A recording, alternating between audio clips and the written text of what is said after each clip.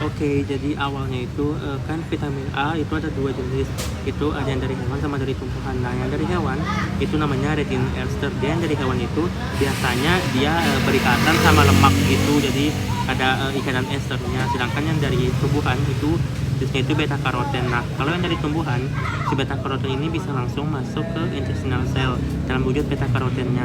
Sedangkan yang dari hewan, yang retinol ester ini, dia harus diubah dulu jadi bentuk retinol dengan cara dihidrolisis oleh pepsin. Nanti setelah hidrolisis itu dia yang retinol ester ini bakalan melepas fatty acidnya atau asam lemaknya sehingga terbentuk retinol. Baru dia nanti masuk dalam bentuk retinol ke intestinal cell. Nah, yang beta karoten tadi itu dia diubah jadi bentuk retinal. Biasanya sih dua retinal.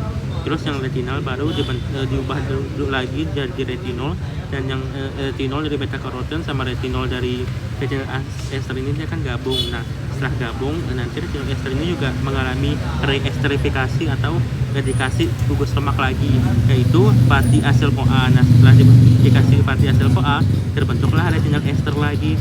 Retinol ester karena dia kan fat soluble vitamin gitu kan, jadi dia nggak bisa langsung disalurkan ke seluruh tubuh. Dia harus diubah dulu jadi kilomikron. Nah, di kilomikron ini nanti kabarnya dia masuk ke lymph vessel. Di lymph vessel itu nanti dia ada dikecilin dulu size-nya. Setelah dikecilin dulu size-nya nanti baru bisa masuk ke blood vessel. Nah, di blood vessel itu dia juga bakalan diuraikan, sehingga setelah diuraikan itu nantinya ada hasil yang namanya kilomikron remnant. Kilomikron remnant itu bakalan datang ke hati, diubah jadi all-trans-retinol. Nah, untuk disimpan sebenarnya kalau ada kelebihan itu biasanya diubah jadi retinil palmitat sama yang namanya kalau nggak salah enzimnya itu enzim esterase. Retinil palmitat ini nanti disimpan di hati. Nah, setelah disimpan ini juga bisa kok nanti kalau misalnya sewaktu-waktu ada kekurangan terus mau diubah ke all-trans-retinol itu bisa, itu reversible dia. Kemudian yang retinol all-trans-retinol ini kita kan mau pakai. Nah, untuk disalurkan ke tempat-tempat yang kita butuh itu kita harus pakai yang namanya RBP atau retinol binding protein untuk menyalurkan. Misalnya contoh, nanti all-trans-retinol dia bakalan binding sama retinol binding protein atau RBP membentuk retinol RBP. Setelah dia nyampe ke tempat target selnya, nanti RBP-nya bakal lepas dari retinol sehingga berubah lagi jadi all-trans-retinol. Nah, all-trans-retinol ini kan contohnya di retina.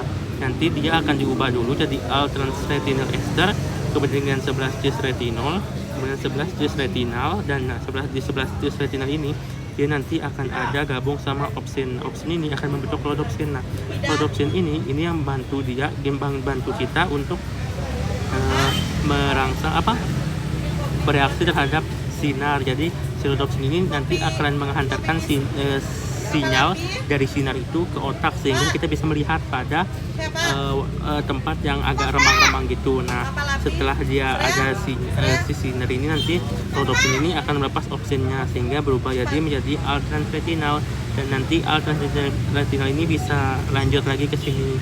Dia bisa siklus setelah ini nanti dia bisa lagi kalau misalnya lagi dibutuhkan. Nah, sekarang kita coba si sel target sel tisu kayak sel gitu. Nah, all-retinol ester itu juga kita butuh RBP buat bisa ke si target sel. Nah, setelah sampai di target sel nanti RBP-nya dilepas, tersisa retinol.